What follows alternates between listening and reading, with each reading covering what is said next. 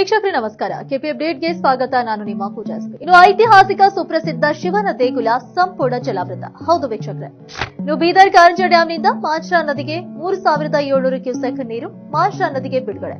ಇನ್ನು ಮಾಂಜ್ರಾ ನದಿ ಪಕ್ಕದಲ್ಲಿರುವಂತಹ ಐತಿಹಾಸಿಕ ಶಿವನ ದೇವಾಲಯ ಮಲ್ಲಿಕಾರ್ಜುನ ದೇವಾಲಯ. ಇನ್ನು ಕಟ್ಟಿತೂಗಾಂವ್ ಗ್ರಾಮ ಐತಿಹಾಸಿಕ ಪ್ರಸಿದ್ಧ ಶಿವನ ದೇವಾಲಯ. ಇನ್ನು ಬೀದರ್ ಜಿಲ್ಲೆಯ ಭಾಲ್ಕಿ ತಾಲೂಕಿನ ಕಟ್ಟಿತೂಗಾಂವ್ ಗ್ರಾಮದ ಶ್ರೀ ಮಲ್ಲಿಕಾರ್ಜುನ ಶಿವನ ದೇವಾಲಯ ಇದಾಗಿದೆ. ಇನ್ನು ದೂರದಲ್ಲಿ ಶಿವನ ಕೈ ಮುಗಿದು ಹೋಗ್ತಿರುವಂತಹ ಭಕ್ತರು ಪ್ರತಿ ವರ್ಷವೂ ಕೂಡ ಶ್ರಾವಣ ಮಾಸದಲ್ಲಿ ದೇವಸ್ಥಾನ ಬಳಿಗೆ ಹೋಗಿ ದೇವರ ದರ್ಶನವನ್ನ ಪಡೆಯುತ್ತಿದ್ದಂತಹ ಭಕ್ತರು ಇದೀಗ ಅಪಾರ ಪ್ರಮಾಣದಲ್ಲಿ ಮಳೆ ನೀರು ಸಂಗ್ರಹ, ದೇವಸ್ಥಾನ ಸುತ್ತಲೂ ನೀರೇ ನೀರು ಕಾಣಿಸ್ತಾ ಇದೆ. ಇನ್ನು ದೂರಿನಿಂದಲೇ ಶಿವನಿಗೆ ಕೈ ಮುಗಿದು ಹಿಂತಿರುಗುತ್ತಿರುವಂತಹ ನೂರಾರು ಭಕ್ತರು. ಅರ್ಧ ದೇವಸ್ಥಾನ ಸಂಪೂರ್ಣ ಜಲಾವೃತಗೊಂಡಿದೆ. ಭಕ್ತರು ದೇವಾಲಯ ಹತ್ರ ಸುಳಿಯಲು ಸಾಧ್ಯವಿಲ್ಲ.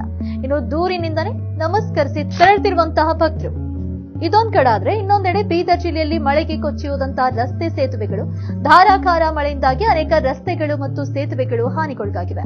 ಇನ್ನು ಕಂದಗೋಳ ಗ್ರಾಮದಲ್ಲಿ ನದಿ ತುಂಬಿ ಹೊಲ ಗದ್ದೆಗಳಿಗೆ ನೀರು ಹರಿದು ಕಬ್ಬು, ಸೋಯಾ, ತೊಗರಿ, ಹೆಸರು ಬೆಳೆಗಳು ಕೂಡ ನಾಶವಾಗಿದೆ. ಈ ವಿಡಿಯೋಗಳಲ್ಲಿ ತಾವು ನೋಡಬಹುದಾಗಿದೆ. ಕೆಪಿ ನ್ಯೂಸ್ಗೆ ಕ್ಯಾಮರಾಮನ್ ಮಹೇಶ್ ಟಿಕೆ ವರದಿ. ಇಂತಹ ಮತ್ತಷ್ಟು ಅಪ್ಡೇಟ್ಸ್ಗಳಿಗಾಗಿ ನೋಡ್ತಾರೆ ಕೆಪಿ ನ್ಯೂಸ್ 24/7. ಧನ್ಯವಾದಗಳು.